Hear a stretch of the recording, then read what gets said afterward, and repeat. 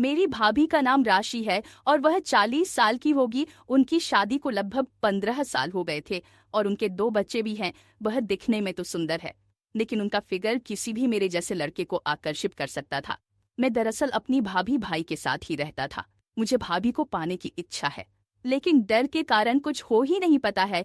कभी कभी तो मैं जानबूझकर उन्हें सताता हूँ और उन्हें रोज परेशान करता हूँ।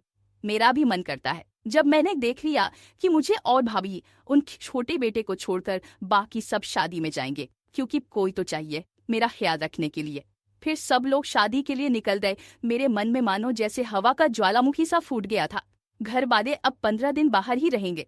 तब तक मेरे पास मौका था कि किसी समय में और भाभी घर में अकेले होंगे। घर में खाली हम तीनों लोग होने के कारण हम सब एक ही बिस्तर पर सोते थे। भाभी का छोटा बेटा जो कि 6 साल का था, वह हम लोगों के बीच में सोता था।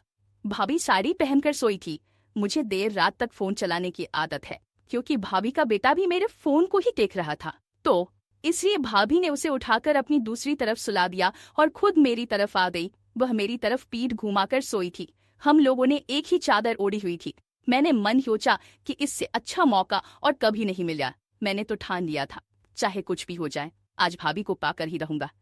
मैं फिर से भाभी के पास जाकर प्यार करने लगा, लेकिन इस बार भाभी पीछे मुड़ी और गुस्से से बोली, क्या कर रहे हो नवीन? तुम अपनी भाभी के साथ ऐसा कर रहे हो, तुम्हें शर्म नहीं आती? फिर मैं डर गया था, पर थोड़ी हिम्मत करके बोला कि भाभी आपको देखकर मेरा मन करता है।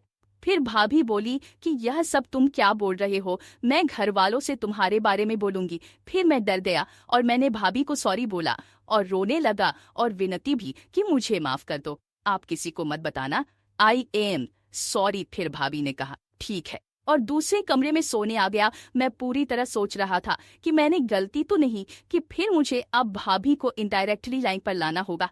मैं सुबह होने से पहले उठ गया था और चादर को अपने मुंह पर रखकर सोने का नाटक करने लगा। मैंने चादर के अंदर से देखा कि भाभी मेरे कमरे की तरफ आई और चौंक गई। मुझे ऐसे देखकर वह बाहर चली गई। मेरे से उस दिन से भाभी ढंग से बात भी नहीं कर रही थी। फिर मैंने एक प्लान बनाया कि वह जब नहाएंगी उससे पहले ही मैं अपना फोन का वीडियो रिकॉर्ड करके बाथरूम में छुपा कर रख दूंगा। दोपहर के समय मैंने ठीक ऐसा ही किया। भाभी के आने से पहले मैं बाथरूम गया, फिर मैंने अपना फोन रखा और बाहर आ गया। फिर भाभी नहाने गई और 1 घंटे बाद नहाकर बाहर निकली। फिर मैं चुपके से बाथरूम में गया और अपना फोन ले आया। फिर मैंने वीडियो को संभालकर फोन में सेव कर दिया। रात के 11 बजे हम लोगों ने खाना खा लिया था और टीवी देख रहे थे। तभी मैंने भाभी को अपने कमरे में बुलाया और सीधे बोला। भाभी ने ये सुनते ही मेरे गाल पर जोर का चांटा मारा और बोली कि तू इतना गंदा लड़का होगा, मैंने यह सपने में भी नहीं सोचा। वह पूरा वीडियो देखकर वह डर से रोने लगी और मुझे वीडियो डिलीट करने को कहने लगी। तो मैंने बोला ठीक है, मैं वीडियो डिलीट कर दूंगा, पर आपको आज रात मेरे साथ रहना होगा।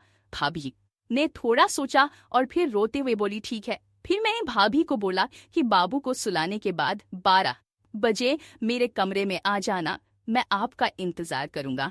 वह चुप होकर बाबू को लेकर कमरे में सोने चली गई।